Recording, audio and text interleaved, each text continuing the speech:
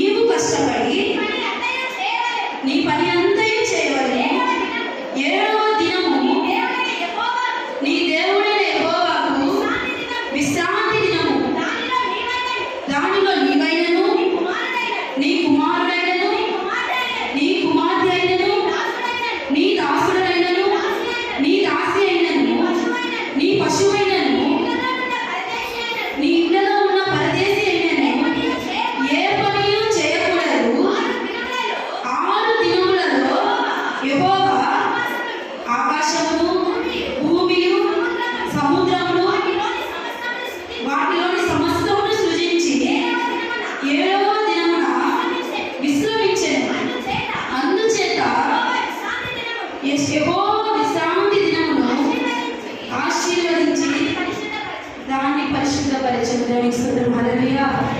ఆయన మార్గంలో, ఆయన ఆజ్ఞలో, ఆయన కట్టడాల్లో మనం నడుచుకోవాలి. అంటే ఆయన ఆజ్ఞ, ఆయన మార్గం ఏంటి? ఆయనకి మన సమయాన్ని ఇవ్వాలి. దేవునికి మన సమయాన్ని ఇస్తున్నామా?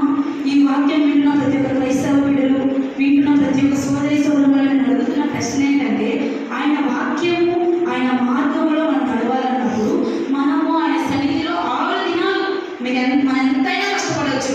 6 దినాలు మనం ఎక్కడికైనా వెళ్ళొచ్చు. అయితే దేవుడు మనకంటూ ఒక దినమును పరిశుద్ధపరచబడి ఉన్నాడు. ఏంటది? విశ్రాంతి దినము. ఆ విశ్రాంతి దినమున మనము దేవుని సన్నిధిలో గడుపుచున్నామా? దేవుని సన్నిధిలో మన కుటుంబాలతో, మన బిడ్డలతో, మన భర్తతో, మన భార్యతో, మన బంధువులతో మన దేవుని సన్నిధిలో మనం గడుపుచున్నామా? దేవుడు చాలా స్పష్టంగా ఈ దినం, ఈ పరిశుద్ధ ఆదివారమున, ఈ మొదటి పరిశుద్ధ బలారాధన, ఈ సమయంలో దేవుడు ఈ వాక్యంలో నేను మాట్లాడుతున్నాడు. నా యందు భయభక్తులు ఉండటం అంటే పాపాన్ని అసహించుకోవడము, నా యొక్క మార్గాలను నడవటం అంటే నాకు సమయాన్ని మీరు ఇవ్వటం. అయితే ఈ దినం క్రైస్తవులు ఉన్న ప్రతి ఒక్క బిడ్డ దేవునికి సమయాన్ని ఇస్తున్నారా? ఆయన సన్నిధికి క్రమం తప్పకుండా వస్తున్నారా? ఆయన సన్నిధిలో సిద్ధపాటు కలిగి ఆయన సన్నిధికి మనం వస్తున్నామా? మనం వస్తున్నామా దేవుని సన్నిధికి? మందిరము చాలా నిండుగా ఉంది. మనం ఉంటున్నామా? ప్రతి ఒక్క సంఘాలలో, ప్రతి ఒక్క క్రైస్తవుల్లో పుస్తకాలు జరుగుతుందంటే దేవుని భయం లేదు. దేవునికి సమయాన్ని ఇవ్వటానికి కూడా మనుషులు అంగీకరించడం లేదు. లోకంలో, లోక పనుల్లో, లోక ఆశలో, లోకపు మాటల్లో కూడా సమయాన్ని ఇస్తారు. కానీ దేవుని సన్నిధికి సమయాన్ని ఇవ్వరు. ప్రార్థనకి సమయాన్ని ఇవ్వరు. దైవ సన్నిధిలో కలుసుకొని ప్రార్థన చేయడం అన్నా సమయాన్ని ఇవ్వరు. అది లోకంలో పనుల కోసం మన సమయం ఇవ్వమా? లోకంలో మన పనులు ఉంటాయి. మన యొక్క పనులు మన సమయం ఇవ్వమా? మన బిడ్డలకు అనారోగ్యంగా ఉంది, మన బిడ్డల కోసం మనం పరిగెత్తుతామా లేదా? ఇప్పుడు ఈ ప్రభుత్వం వచ్చాక కొత్తగా కొన్ని నియమాలు నియమించారు. కొన్ని సంవత్సరానికి 3 గ్యాసులు అందరూ వింటున్నారా? గమనించండి, దేవుని వాక్యాన్ని శ్రద్ధగా వినండి. ఇది తెలుగుదేశం పార్టీ వచ్చాక కొన్ని చెప్పారు, కొన్ని సంవత్సరానికి 3 గ్యాస్ సిలిండర్లు ఇస్తారంటే 3 గ్యాస్ సిలిండర్ కనీసం 4,000 మిగిలింది సంవత్సరానికి. అయితే ఆ యొక్క అధికారులు ఏమన్నారు? రేపు ఆదివారం అమ్మా, లేకపోతే సోమవారం మేము ఉదయాన్నే వచ్చేసి నిలబడితే ఆధార్ కార్డు లేకుండా, రేషన్ కార్డు కూడా లేకుండా ఒక సంతకం పెడితే చాలు, నేను మీ గ్యాస్ సిలిండర్ ఇచ్చేస్తానని చెప్పారే అనుకో, మనం ఏం చేస్తామండి? తర్వాత రోజు పని ఉండిద్ది, బిడ్డలు స్కూల్కి పంపించాలి, లేకపోతే మనం ఎక్కడికైనా వెళ్ళాలి. అయితే 3 గ్యాస్ సిలిండర్ అంటే ఉచితంగా ఆధార్ కార్డు లేదు, రేషన్ కార్డు లేదు. అయితే మనం ఏం చేస్తాము? శనివారమే ముందుగానే సిద్ధపడతాం. రేపు ఉదయాన్నే మనం వెళ్ళిపోవాలి. ఎందుకంటే లైట్ చాలా పెద్దగా ఉంది. ఉదయాన్నే వెళ్ళిపోవాలి. ఏ పనులు ఉన్నా, అన్నం తిన్నా తినకుండా, బిడ్డలు చూసినా చూడకపోయినా ఎల్లో బస్సులో నిల్చుంటారు. ఉదయం నుంచి అది వచ్చేదా అక్కడే నిలబడతారు. అదే ఆదివారము పరిశుద్ధ ఆదివారం అయినదే, ఆ దినము బలారాధన అయినదే. ఈ శనివారమే మనం సిద్ధపాటు కలిగి, మనం ప్రార్థన చేసుకొని, మన బిడ్డలను కూడా సిద్ధపాటు కలిగి, మనం రేపు దేవుని సన్నిధికి వెళ్ళాలి అని ఏమైనా అనుకుంటామా? ఇదే పోతే వచ్చే ఆదివారమైనా వెళ్ళొచ్చు. గ్యాస్ సిలిండర్ ఈ రోజు వెళ్ళిపోతున్నారు, రేపు ఉండదు కదా. అదే క్రైస్తవులు దేనికి సమయం ఇస్తున్నారు? ఆ గ్యాస్ సిలిండర్లు ఉంటే 5 సంవత్సరాల పరిపాలన ఇస్తారు, తర్వాత ఇస్తారా? తర్వాత మళ్ళీ మిమ్మల్ని ఫ్రీగా ఇచ్చేస్తారు ఎప్పుడైనా? అయితే దేవుడు ఇస్తాడు. దేవుని సన్నిధిలో మనం మెలుగుగా కలిగి, సిద్ధపాటు కలిగి, దేవుని సన్నిధిలో ఆయన మార్గంలో మనం నడిస్తే దేవుడు మనకు మేలు చేస్తాడు. దేవుడు చెప్తున్నాడు వాక్యం ఏమని? మీ మేలు కొరకు నేను విధించిన ఆజ్ఞలు, నేను విధించిన కట్టడలు మీరు కైకొనాలి అని. మన మేలు కొరకే కదా. జీవితం శాశ్వతమైన మేలును మనుషులు విడిచిపెట్టి ఏదో 5 సంవత్సరాలు 2 సంవత్సరాలు వచ్చే లాభాన్ని, ఆ మేలు కోసం తెగ పరిగెడతారండి. పరిగెడతారా లేదా? నేనైతే పరిగెడతానండి. ఒక సంవత్సరానికి 3 గ్యాస్ సిలిండర్లు, సేవలో పరిచయం బాగా ఉపయోగపడుతుందా? మీరు పరిగెడతారా? చెప్పండి, మీరు పరిగెడతారా లేదా? మీరు ముందుంటారా లేదా? ఈ మధ్య నేను చూసాను. ఎందుకు గుర్తొచ్చిందంటే, నేను పాపని దర్శనం దగ్గరికి మేము వెళ్ళేటప్పుడు ఆ బస్సు అపార్ట్మెంట్ సంథింగ్ లేదు, అక్కడ ఈ బావులు నిలబడ్డారు. నేను అడిగా, పాస్టర్ గారు, ఏ పాస్టర్ గారు ఇంత బాగా నిలబడుతుంటే? గ్యాస్ సిలిండర్ల కోసం అంటే ఉదయాన్నే గ్యాస్ సిలిండర్ల కోసం అందులో నేను ఎన్ని తిరిగి వచ్చేదా అక్కడ నిలబడుతున్నారు. అసలు అక్కడికి అలానే ఉంది. అప్పుడు అనుకున్న మనుషులు లోక పనులకి కానీ, సొంత పనులకి కానీ, కార్యాలకి, ఫంక్షన్లకి అన్నిటికీ ప్రయాసపడి వెళ్తారు, ముందుండి వెళ్తారు. కానీ దేవుని సన్నిధి మొదలు ఎందుకు రావట్లేదు ప్రభువా? దేవుని సన్నిధి ఎందుకు నిర్లక్ష్యం చేస్తున్నారు ప్రభువా? దేవుని సన్నిధికి ఎందుకు సిద్ధపాటు కలిగి ఉండట్లేదు ప్రభు? ఎంతగానో బాధపడతాం. నేను తెలుస్తాను దేవస్థానంలో ప్రతి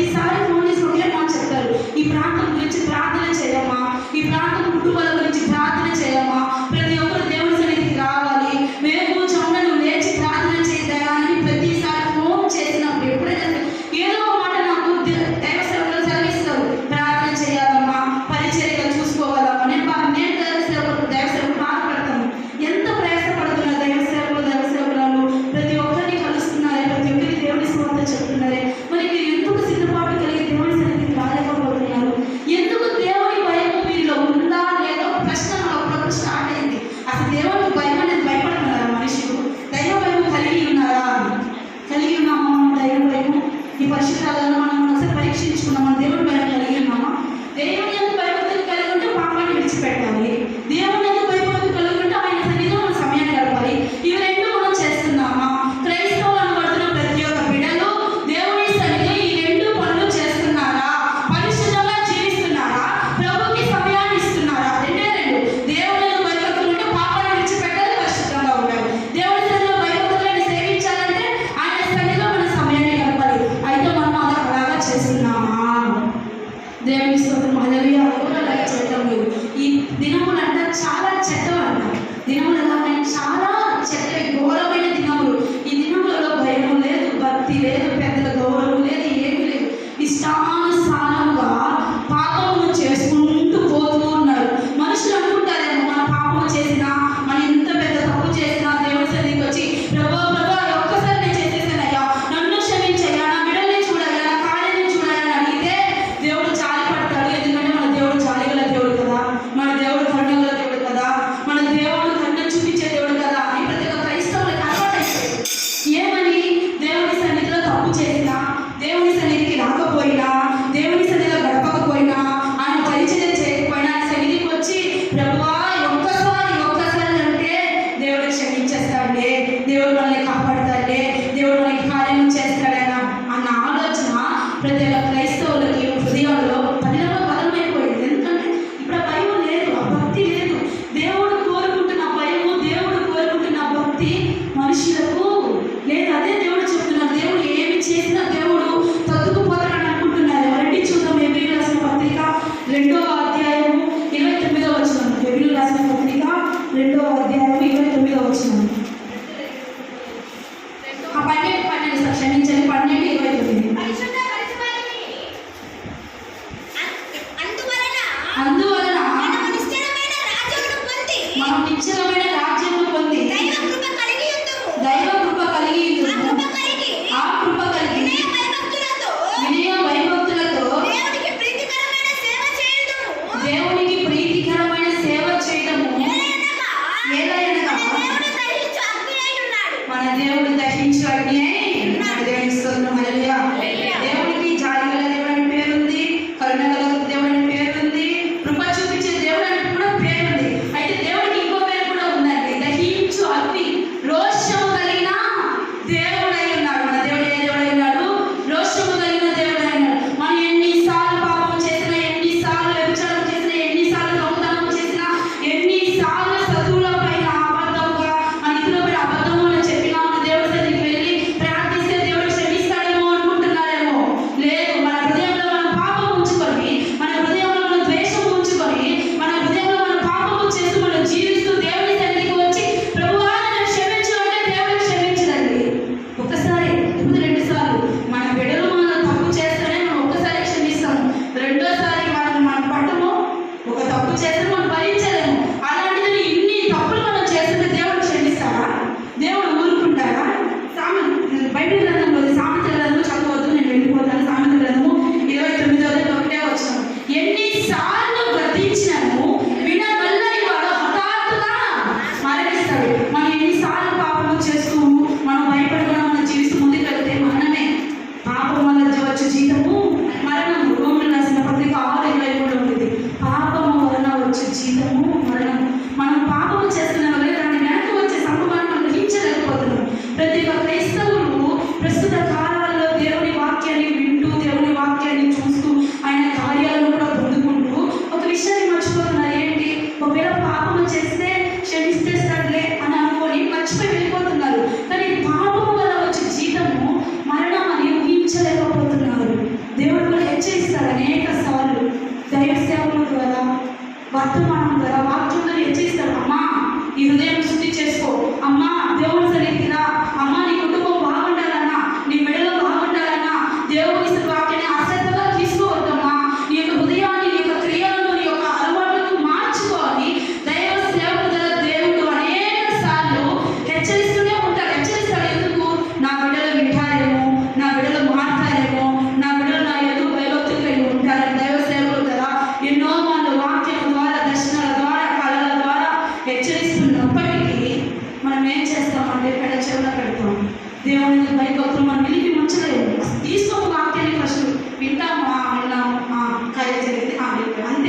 వచ్చామా, వెళ్ళామా, పొందుకున్నామా. అంటే మన స్థితి ఎలా ఉంది, మన క్రియలు ఎలా ఉంది, మన దేవుడితో ఏ విధంగా ఉన్నామన్నది మనం గ్రహించుకోము. మన బైబిల్లో చూద్దామండి, దేవుడు ఎందుకు భయభక్తులు కలిగి ఉండకుండా ఉండే ఒక అధిపతి నేను మీకు చూపిస్తాను. అపొస్తలుల గ్రంథము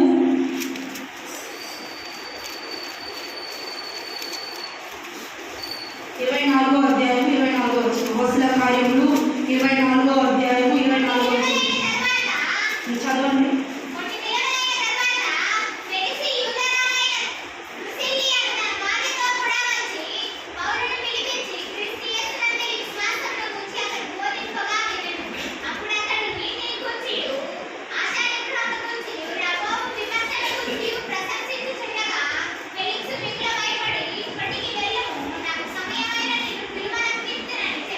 దేవుని స్తోత్రం. హల్లెలూయా. ఈ అపొస్తలుల కార్యం 24వ అధ్యాయం మీరు తర్వాత చదువుకున్నట్లయితే ఒక అధిపతి ఉంటాడు. అతని పేరు ఫెలిక్స్. ఫెలిక్స్ అనే ఒక అధిపతి ఉంటాడు. అతను రోమాలో ఆయన అధిపతిగా పనిచేస్తున్నాడు. అయితే ఆ యొక్క రోమాలో పౌలు బంధింపబడి ఉన్నప్పుడు ఆ యొక్క ఫెలిక్స్ తన భార్య అయినా, తన భార్య పేరు కూడా ఇక్కడ రాయబడి ఉంటుంది, తన భార్యతో పౌలును పిలువనంపించి దేవుని యొక్క వాక్యాన్ని విందాము, దేవుని గురించి మనం తెలుసుకుందామని పౌలుని పిలిపించి దేవుని యొక్క వాక్యాన్ని వింటున్నాడంట. అప్పుడు పౌలు ఈ విధంగా వాక్యం బోధిస్తాడు. ఏమని? 24వ అధ్యాయం ఒకసారి మనం చదువుకుందాము. కొన్ని నేను చదువుతానండి. కొన్ని దినముల తర్వాత ఫెలిక్స్ యూదారాలైన దుష్కిల్లా ఉన్న తన భార్యతో కూడా వచ్చి పౌలును పిలిపించి క్రీస్తు యేసునందు విశ్వాసం గురించి అది బోధింపగా పౌలు ఈ విధంగా బోధించిన ఏమని? నీతిని గురించి, ఆశా నిగ్రహం గురించి, రాబో విమర్శ గురించి ప్రసంగించుచుండగా ఫెలిక్స్ మిగులా భయపడి. ఇక్కడ పౌలు ఏమని బోధిస్తున్నాడు? సేవకుడుగా విప్పించిన వారికి ఏమని బోధిస్తున్నాడు? అయ్యా, దేవుని యందు మనం విశ్వాసంగా ఉండాలి, దేవుని యందు మనం భయపడాలి, ఆయన రాబోయే సమస్యల గురించి మనం ముందుగా తెలుసుకొని ఎందుకు ఆ సమస్య వస్తుందో, ఎందుకు ఆ నింద వస్తుందో, ఏం జరుగుతుందో మనం ముందుగా గ్రహించి మనం సరి చేసుకోవాలని పౌలు ఫెలిక్స్తో మాట్లాడినప్పుడు ఫెలిక్స్కు భయం వచ్చింది. ఏంటి?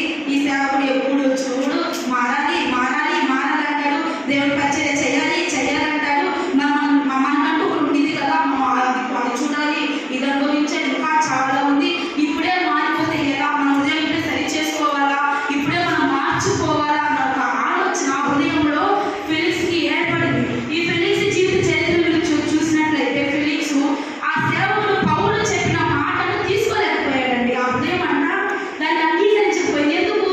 సరిగ్గా ఉండాలని చెప్తున్నారు కదా, దేవుడి సన్నిధికి రావాలని చెప్తున్నారు కదా, వెలుగు కలిగి ప్రార్థన చేయాలని చెప్తున్నారు కాబట్టి ఆ వాక్యం అంట హృదయంలో అంగీకరించలేకపోయాడు, పంపించేశాడు. ఈసారికి వెళ్ళి అయ్యాము, నేను మరలా పిలుస్తాను, ఇంకా కొన్నిసార్లు పాపం చేసి, ఇంకా వ్యభిచారం చేసి, ఇంకా తప్పుడు మార్గాలలో జీవిస్తూ, ఇంకా దేవునికి లోబడిన మా ఆశలన్నీ మేము అనుభవించాక నేను మళ్ళీ పిలుస్తానయ్యా, నువ్వు వెళ్ళాయా అని ఆ ఫెలిక్స్ పంపించాడంట.